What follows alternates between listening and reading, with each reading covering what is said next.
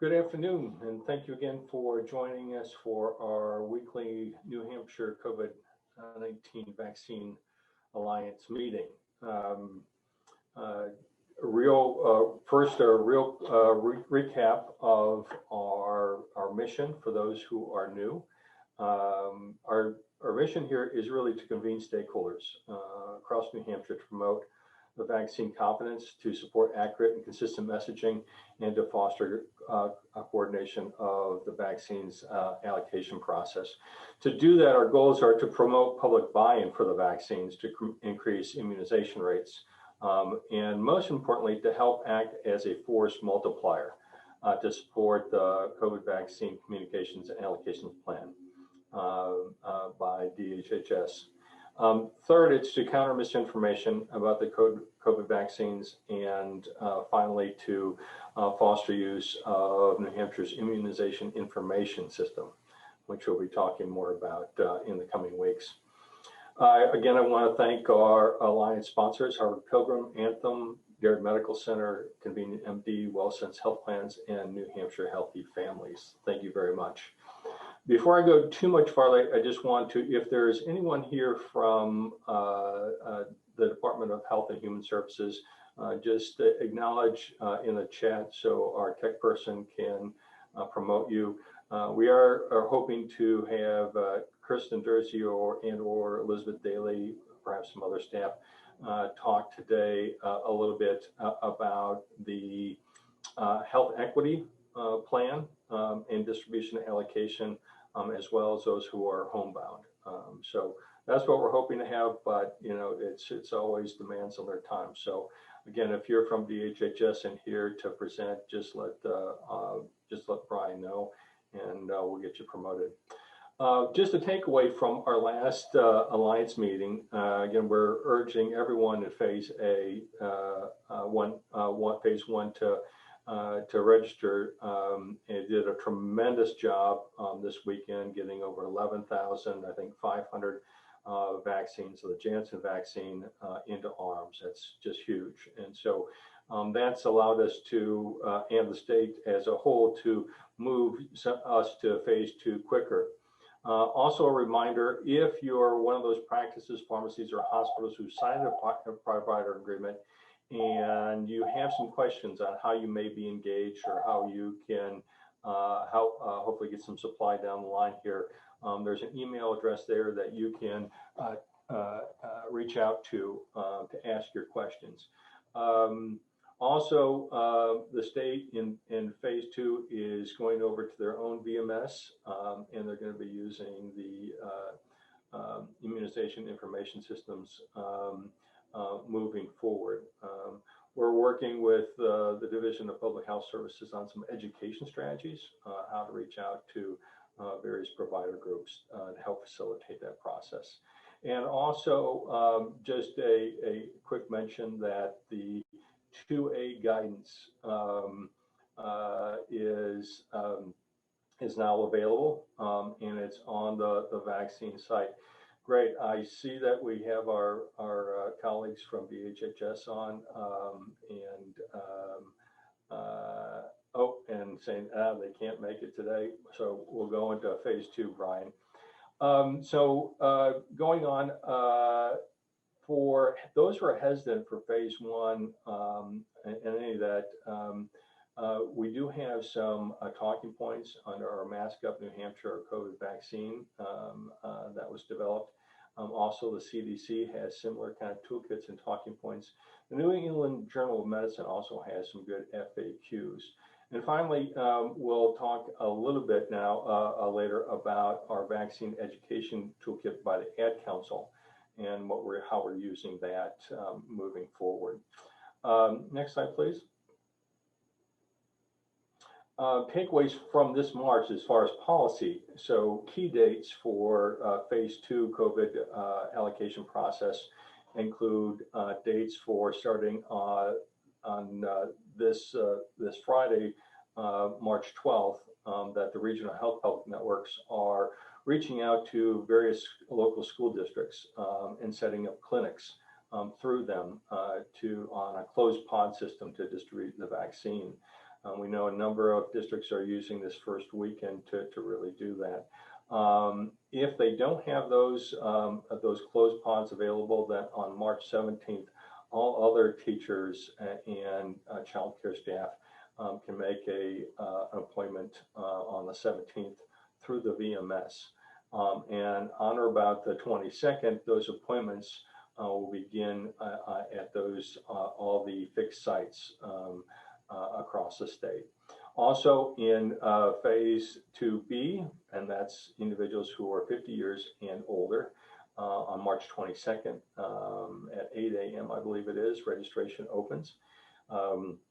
And on the 25th, again, it's anticipated that they'll begin appointments for phase 2B individuals. Last thing I just want to bring to your attention, and this is where we're hoping for the tie-in, but we'll try next week, is that the vaccination strategy for homebound populations is also available on the COVID vaccine information site through DHHS. There is the link there that you can go and begin to look at that. And again, we were going to hope to talk a little bit more about that, but we'll aim for doing that next week, I hope. Next slide, please.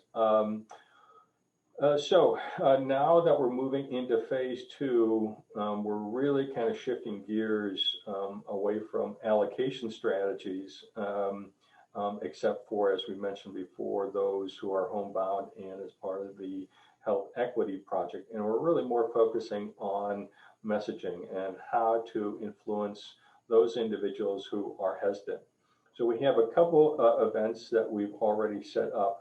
The first is for this Thursday with the school nurses, and we're going to be talking about how they can use their position. We'll talk about it a little bit more going and how we're going to present that information. And then on the 19th, the following week, the Business and Industry Association is having a vaccine distribution, the employer's role. And so if you'd like to sign up for that, that will be with myself, with Dr. Elizabeth Talbot. And I think some employers are also going to be part of that. If you're interested in doing something similar to that for any kind of stakeholder area, we are also working this week. On Friday, we'll be doing a couple of specific school districts. So we'll be talking with them, trying a system-wide discussion. And so we're always trying to link up, a physician with these outreach efforts. So if you're interested in doing that, let me know, and we'll try to hook you up with your local school district or another district that we can help convey information. So Brian, I think that's the last of this. If we can switch to the next slide deck on messaging.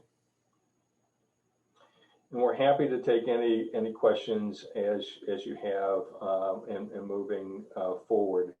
But Neil, before we get in, Neil Twitchell is from the division. Can you promote Neil? There we are.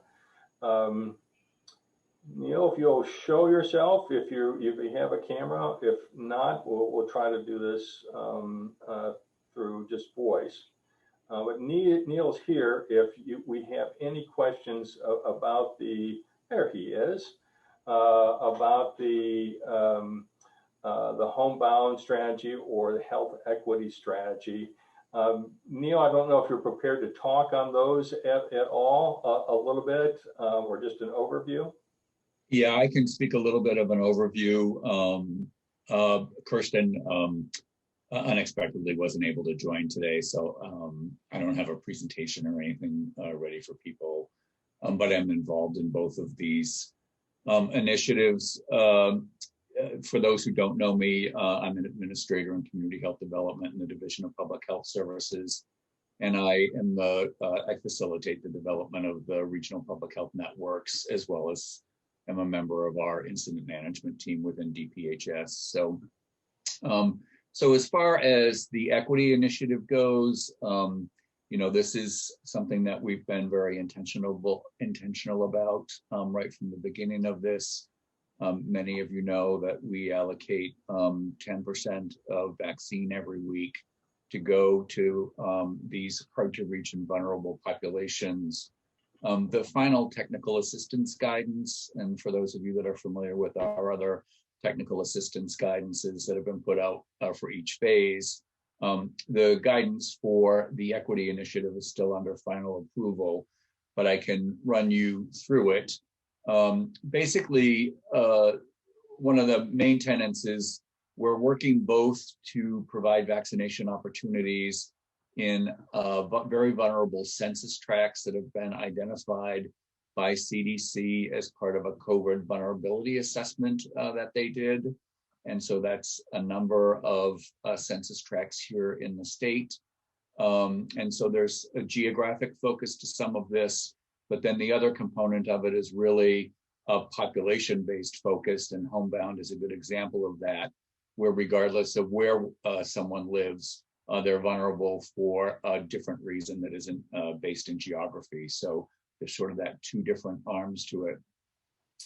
The main vulnerable populations that have been identified thus far are people who identify as racial and ethnic minorities, people currently experiencing homelessness, whether they're sheltered or unsheltered, persons who are low income, which we're defining at 185% or below a federal poverty level, persons who are geographically isolated, so just a distance to a vaccination site, one of the fixed sites or one of the hospital-based open pods, or just have limited transportation available to them, are also considered to be vulnerable.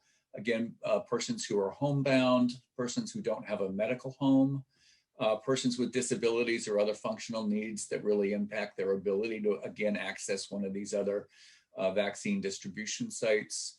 Folks that have internet, no computer issues, so they really can't utilize any of the online registration processes, where, as you all know, the bulk of the registration for vaccination is being done, language and communication barriers, and then really just a sort of catch-all category, if you will, of other access barriers that just prevent someone from being vaccinated through other state mechanisms.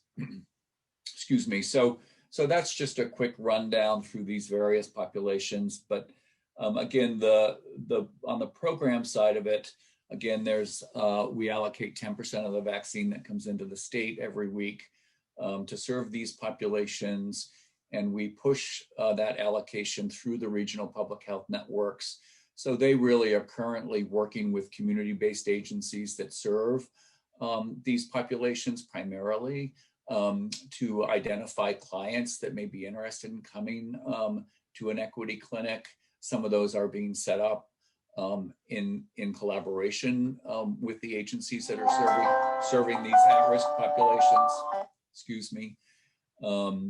So for example, I'll call out Stratford County. Over that way, our regional public health network collaborated with the community action program over there. They brought in about 20 additional community agencies that are serving these various populations. And now they have a standing equity clinic once a week where just, again, all of these clients from these that are served by these various agencies can go and be vaccinated at a central site. They have set up transportation assistance for people so that if transportation is their barrier, they can be served. And so that's really the primary model for how this is being done with a lot of these populations. The outlier to that, I will say at this point, is around persons who are homebound. And that initiative is really getting underway now. Many of you know this was announced a week ago by the governor and Commissioner Shibinette. And so we have been working with the Home Care, Hospice, and Palliative Care Alliance. Here they asked their members to provide lists of patients that they believe to be homebound. We have a list from some of the agencies now. They continue to submit those lists to us daily. And those are being deduplicated. We are looking to see if any of the clients on those lists may have already been vaccinated through the VAMS Vaccine Administration Management System. And once those lists are cleaned up, if you will, they're going to be distributed to their regional public health networks so that they can start to vaccinate homebound clients. Again, this always varies across the state how this gets implemented.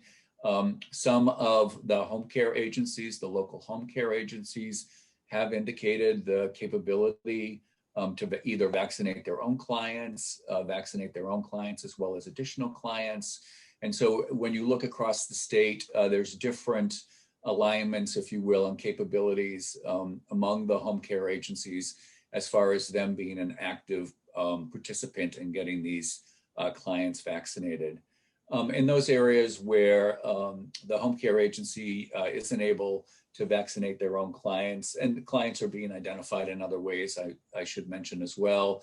Some of you would have heard last week that there's part of the 211 call center now. People can be directed to a special homebound unit within that, where they're again getting contact information, doing an assessment really for transportation. If the real barrier to getting vaccinated is transportation, again, they are providing transportation to one of the fixed sites so that clients can be vaccinated.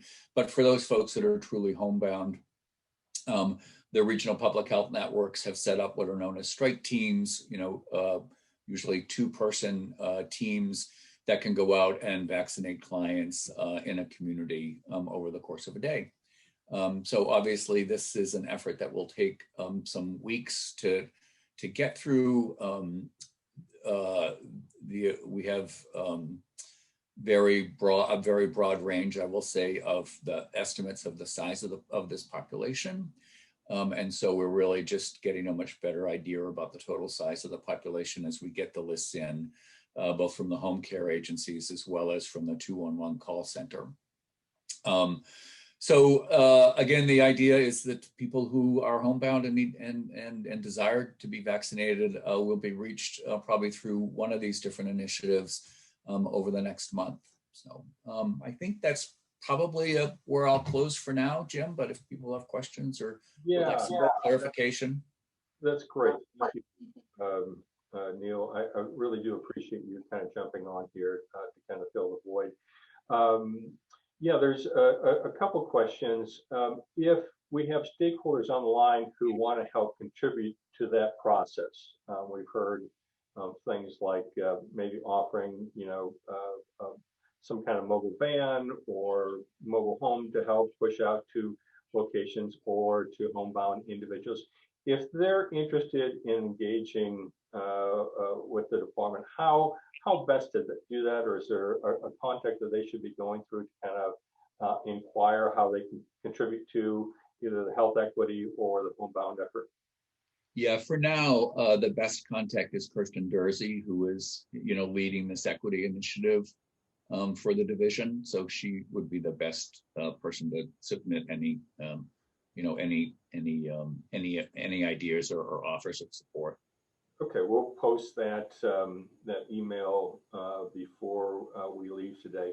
The questions, I'm just going to get a little bit, since you're on the incident command team, there's a couple questions with phase one, and still some frustration with appointments still into April, later April in this particular instance. And one to 2.1, the 2-in-1 says, well, we can't update you, just have to wait until we reach out to you. So what if someone's frustrated, has a late appointment, is it still the best policy just to kind of wait and know that someone will be reaching out to you, or what's the best way?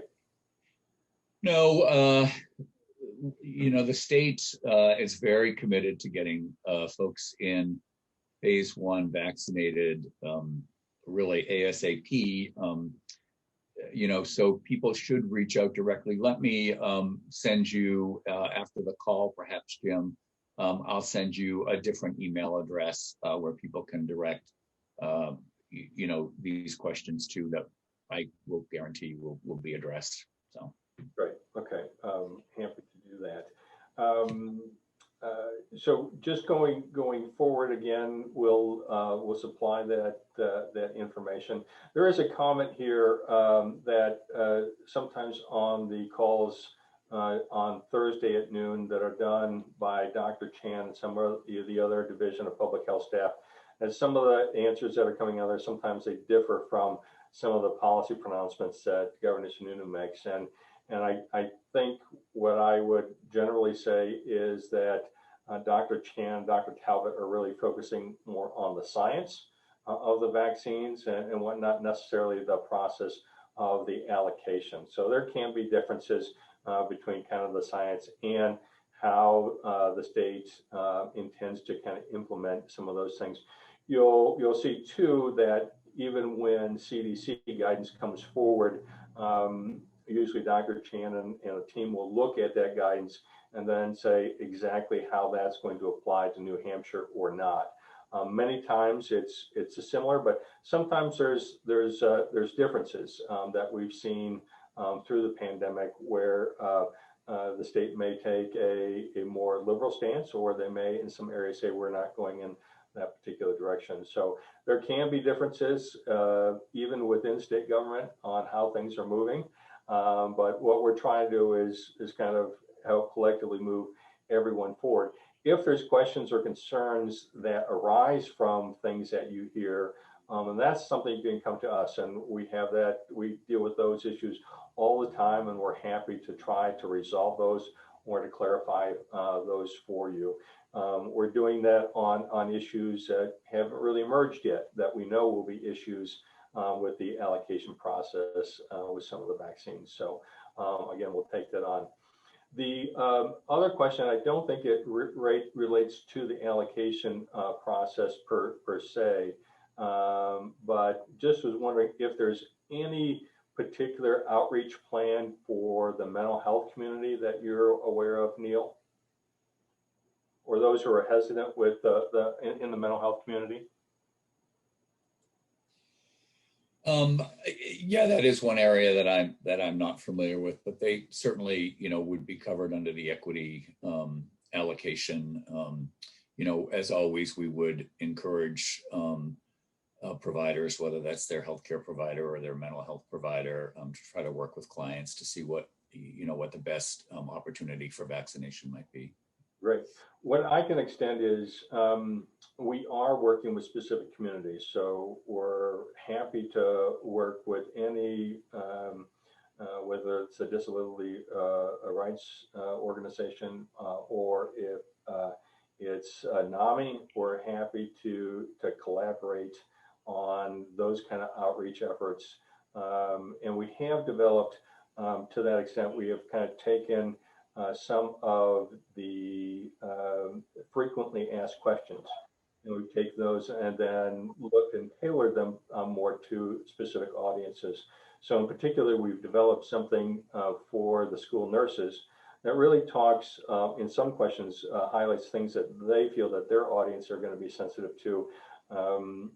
In the school-based population, there's a lot more teachers of childbearing age. And so we go in a little bit more depth than probably what you've seen out there about pregnancy and those women who are lactating and how the vaccine possibly or doesn't interact, and what, try to allay some kind of concerns. But I suspect those are kind of the areas that will be doing more efforts there. There is from Susan Stern says, have the community mental health centers been provided with information that their clients would qualify under the health equity allocation? Yeah, again, there may be activities going on that I'm just not aware of. We obviously have a lot of people involved in the response at the division, but I will ask questions and try to get a response to you on that. Great, and we will pass along any of those. So if there's no more questions for Neil, thank you for stepping in to the void here and helping us with this issue. We'll try to bring back some more information. and talk a little bit more if the audience has more questions. And again, we'll make sure that we get you contact information for on 2 points raised here. One, for those who are interested in becoming more involved either in the health equity or the homebound outreach allocation plans. And two, we'll get you an email address to help try to resolve individuals that have late appointments that are part of phase 1B. We have been doing that with phase 1A, and we're happy to do that in specific instances. So if you have a particular individual who's having problems, typically what we'll ask you is for the name, their full name, their email address, and the phone number that they use to register. And then we've gone in and we do have some contacts within the division that kind of can help, rectify those issues. So it's maybe one of the same that Neil is talking about, but we can start to try to focus on some of those phase 1B. I know with the influx of the supply of vaccine and doing some special events, we're able to kind of plow through what was the ordering of the vaccine. So I would also anticipate this week that you're going to see a lot more of those late visits being moved up or requested to move up. Now, we also know sometimes that the 211 office is actually calling individuals, but they're not recognized. So that can be also an issue that folks are just not picking up the phone because they don't recognize the number. So those who are having trouble, we always say, please, if you get a call and you don't recognize it, it's 603, pick it up, because it's usually related to trying to move you up in the vaccine line. So Neil, thank you again. Go ahead. Did you want to say something? Yeah, I was just going to say, my understanding is when the call center is calling out to people, it's identified as a state of New Hampshire number. Like, the caller ID would say state of New Hampshire. Very good. So it's not the taxation department; it's the Division of Public Health Services reaching out. That's great to know. All right, thanks, Neil. Well, again, no, I mean it is the 211 call center reaching out, yep. But it comes out just again the caller is identified as state of New Hampshire. Great. Thank you very much again, Neil, for your time. Thank you all. Brian, if we could move to the next phase, we're going to. There was one more question. If you or a physician, if you would like a physician or APRN for our office to address some of the concerns about childbearing age, happy to do so. Yes, Christina, we will reach out to you and provide you that. Also, Holly Stevens just mentioned if you choose the option of on 211 to schedule appointment, you can talk to someone who does have the ability to move people up despite what the recordings say. So I think what Holly is recommending is be persistent and try to get through to a live individual on 211, where that's the guidance you can give to those who are a little bit frustrated at this point in time. So I thought what we do is quickly with some of the time we have left here today is we're going to run you through a little bit of the presentation, the influencers presentation that we're getting. Most of these will be a Q&A session that will get questions that Dr. Talbot and I will get questions about the process and how to work through specific from any of the individuals. But we thought we'd just kind of take you a little bit of what we're doing. And I'll say right up front, we're really using information from the Ad Council's Influencers Campaign Toolkit. So next slide, please, Brian. So we usually take them through to tell you why you as an influencer group are important. It was interesting, some of the feedback that I had from school nurses as they felt like they had a little bit of an imposter syndrome going on. I'm not sure I can really communicate on this. And we said, yes, you can. We'll tell you why you are and why you'll be respected as someone who can give good information on vaccines. And then we go into some of the challenges and primary drivers of hesitancy. I'll talk about some of the voice messaging, and then we'll reference the FQA's FAQs. I'm sorry. I want to say everything but that. Next slide, please. So here's information that the U.S. Ad Council did a survey in late December that talked about who's most likely to influence your behavior if you're hesitant. So they basically took individuals from the survey of about, I think it was about 3,000 individuals, and then honed those who were hesitant and say, I wasn't quite sure. And what they found, there's this strong preference of anyone who has a healthcare background or is a health expert on these things. So you're seeing my doctor, healthcare workers working in my community. And that's what we'll emphasize to the school nurses, that they are kind of frontline staff who are trusted on these issues in the school's community. You'll also see, if you kind of work down the list, it gets a little tougher according to those who say they're hesitant on whether they trust their employer or elected officials or even TV news. So that's just a little upfront of kind of what we're dealing with some individuals who are hesitant. Next slide, please. When we talk about hesitancy, it's complex. There's fears including fear, distrust, confusion, misinformation, and even complacency in doing it. And most of the concerns from the survey that they found are on the safety and the side effects. And secondarily, from the speed of the clinical development of the vaccines. Second thing is really just a lack of knowledge on this issue. And this is where influencers can be, and getting information into their hands can be really important at this time. And the third, there's just a distrust of some political and economic motives by both government and corporations, kind of saying, well, they're really driving, trying to get vaccines. And so that came out pretty predominantly in the Ad Council research. Next slide, please. Next, it's really messaging. How do we appropriately messaging on the vaccine? One, it's really a tone of leading with empathy. It's welcoming, authentic, personal. It's respecting that people do have hesitancy, and it's okay to have questions. That's really important. You really want to avoid trying to be negative or guilt mongering or condescending or even lecturing as you're doing this. The other important thing is to provide as much as possible scientifically based, plain language answers. So the more technical you get, usually you'll lose part of your audience, is what the research said. Also, emotional triggers are really important here.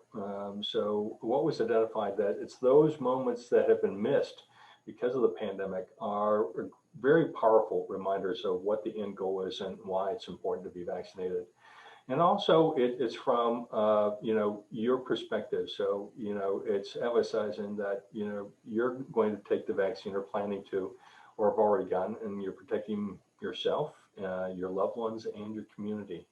And finally, as we talked about before, it's really health experts are the ones. So we're always going to try, when we do these things, to have a health expert on the panel, so a physician or someone else from the community who has that kind of background.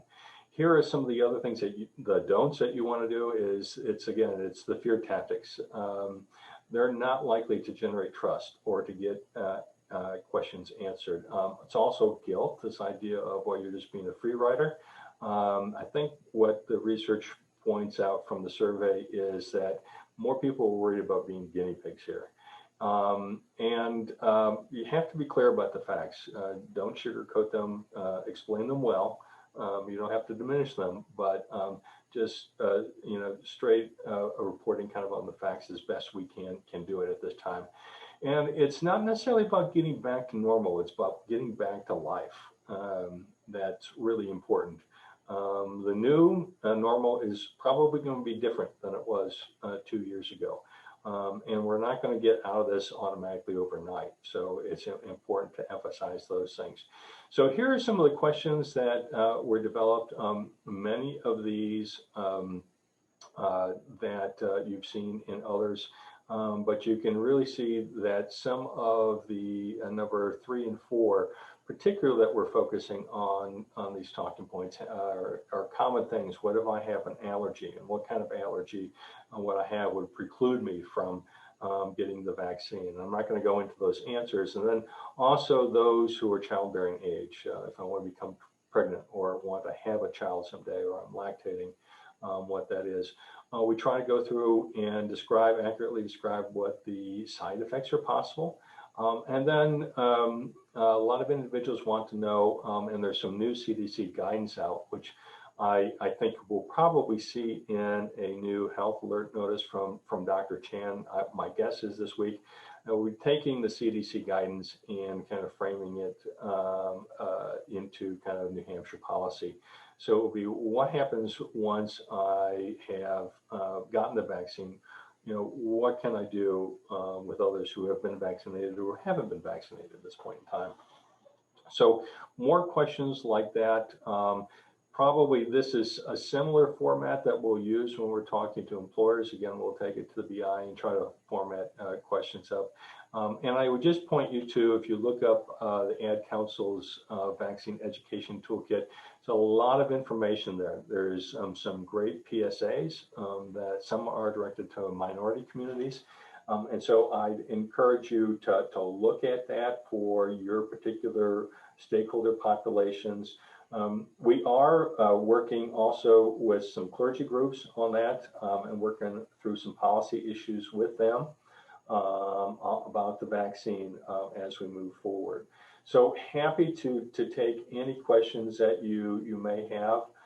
Neil posted a recent article, the same findings, that the health providers are key influencers. So again, as we move forward, we will always try to have a physician or another healthcare provider as part of our influencer outreach activities. But as we move really into 2B, we're getting into the general population. So we think it's whenever possible to have those conversations. And keep in mind, there's 2 levels. So even if you're not necessarily reaching individuals who are hesitant, there's also micro influencers, as was described by the influencers. And this can be parents who have already gotten the vaccine. It can be others, neighbors, who can help influence hesitant individuals as we move forward. So again, for next week, we'll try to bring back, and if you have more questions about the health equity program or the homebound program and how you can be used, we'll get that information out to you. But we're here to do. I'm not seeing any more questions right now, so we do appreciate your time today, and we'll be focusing in the next week of how we can get messaging out, and this is if you're in the healthcare sphere, it's how can we get information out to your patients who are hesitant, and reinforce that. And again, if you're interested, we will publish, if you email, I'll give you kind of an advanced copy of the talking points that we developed with the school nurses that go into a little bit more depth on a couple areas. I'm not trying to get them out for wide public distribution, but we'd be happy to share those with you if you just reach out back to me. So if there's no more questions, Steve, anything else that you'd like to, or Neil, any kind of closing thoughts? Jim, thanks very much for the information today. I appreciate it. I couldn't agree more in terms of sort of the messenger, the importance of our trusted clinicians and doctors and nurses and others to really help deliver that important message about the safety and effectiveness of the vaccine. I did note there was one question in the chat or in the Q&A box related to whether, because of the increase in call volume to 211, whether the the doorways had seen a decrease in volume. I don't have the latest monthly update in front of me. We certainly saw a drop off in the very early part of the pandemic. But that call volume, that traffic coming through the doorways, which I think is, as you know, Jim and others know, are operated at hospitals, hospital sites around the state. We've seen those volumes, increase or rebound. So I don't believe that we're seeing a reduction in the number of people being seen, in the doorways. Certainly not at this time. Right, and we're not quite sure with all the evidence in the state, but in other parts of the U.S., we know that there's been an increase in overuse of not only opioids, but other substances, so including alcohol. And that's something that's pretty profound, even in the healthcare arenas of people using those substances to cope. And so I suspect as we kind of wind out through the summer, we'll probably have more activities directed to that to help individuals who may be overusing something into the summer. I know that there's some grants through the HHS looking at alcohol abuse over the pandemic. And so I suspect that we'll hear more in the coming months about that particular program. So again, Neil, thank you for being the savior and kind of coming in and providing some information from the department. Thank you. And we look forward to seeing you all next week, and we'll give you back about 10 minutes, the gift of time. So enjoy, and we'll look forward. Hopefully, we'll see you next week.